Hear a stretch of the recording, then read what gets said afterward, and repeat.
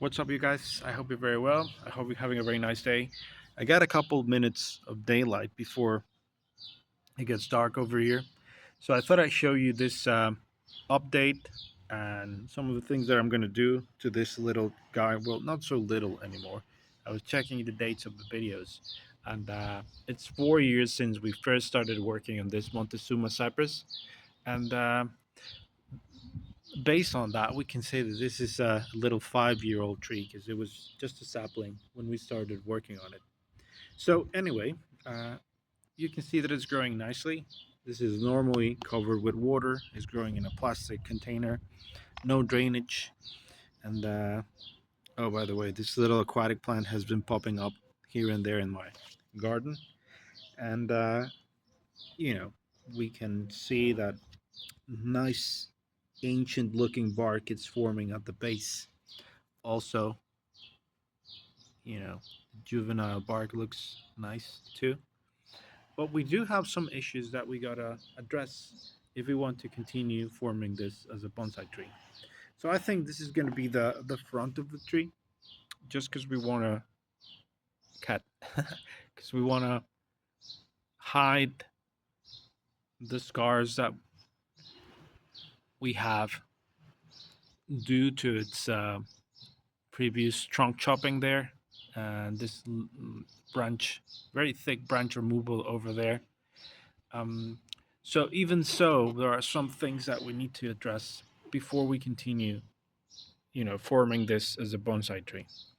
For example, this one right here. This is a very common problem in some branches. We can see that this branch is thick. Yeah, we have to place this a little bit more horizontally like this. We're going to wire that into position. But we have some of the branches that are going to form the main structure that are very thin. You see the difference? That's because we let this one grow, and that naturally thickened the branch. This tree has very, very strong apical dominance, which means most of its energy goes to the top. And we can see that over here. Even if we have nice and healthy branches over here, most of the vigor of the plant is always going to be located at the top.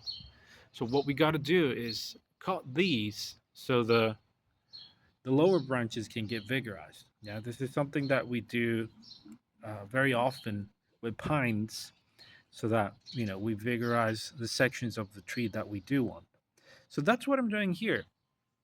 For example, we can see that this little branch, maybe it's got the length that I want, but I'm letting new shoots form, grow, and elongate so that we get more girth in those branches. Yeah. Whereas the top ones, what I do is I come in and then I do that, so it stops growing and it doesn't get any thicker than that. So yeah, that's something that I got to do, especially here at the top, because you know, it's gonna continue to send out more and more new shoots to thicken the branches. Anyway,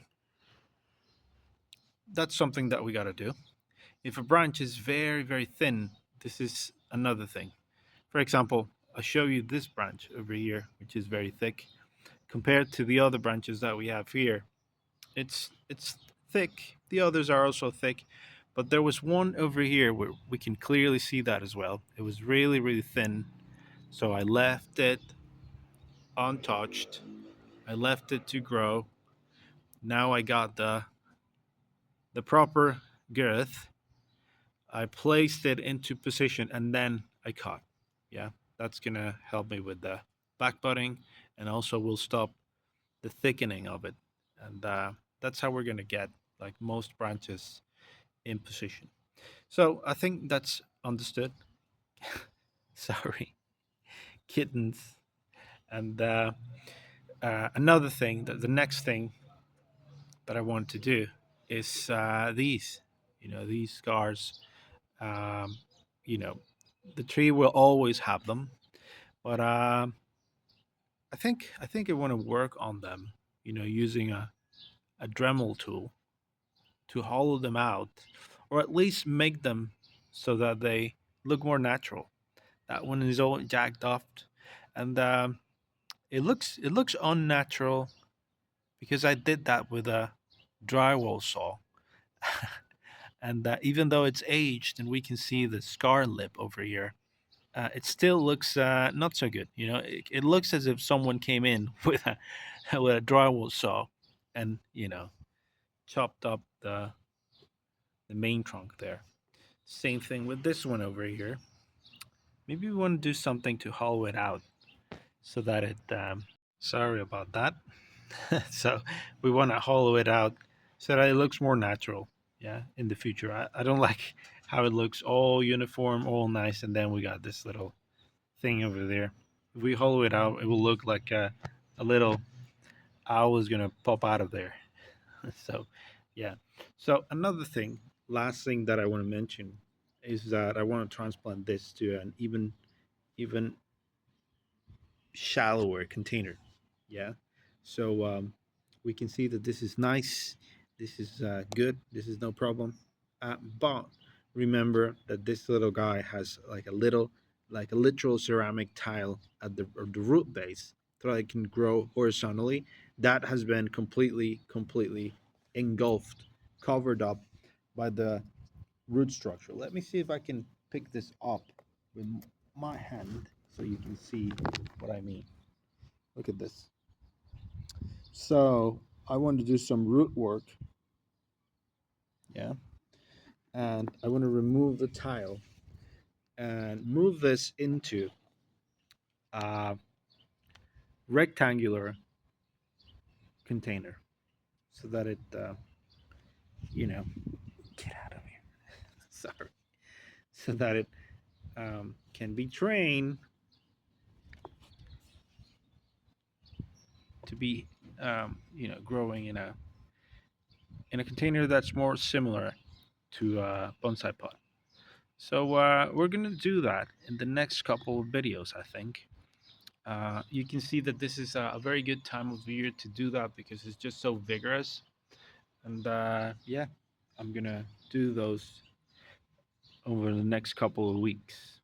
If you get, if you have one of these and the rain starts, the rain, there's rain or the rainy season starts where you live, that's a very good time of the year to grow, to do these operations, these severe operations, because they just love water so much, and that water is charged with nutrients that it will be like a good tonic for the plant. Yeah. So anyway, I'm gonna try and do that and record the whole thing so that we can see it and we can continue to see the progress of this little guy. So yeah, I want to record this video to show you its state at the moment, and yeah, a couple of interesting points, I think. So anyway, I hope you continue to have a very good day. If you have any doubts, comments, questions, anything, drop them down below, and I'll see you in the next one. Okay, bye.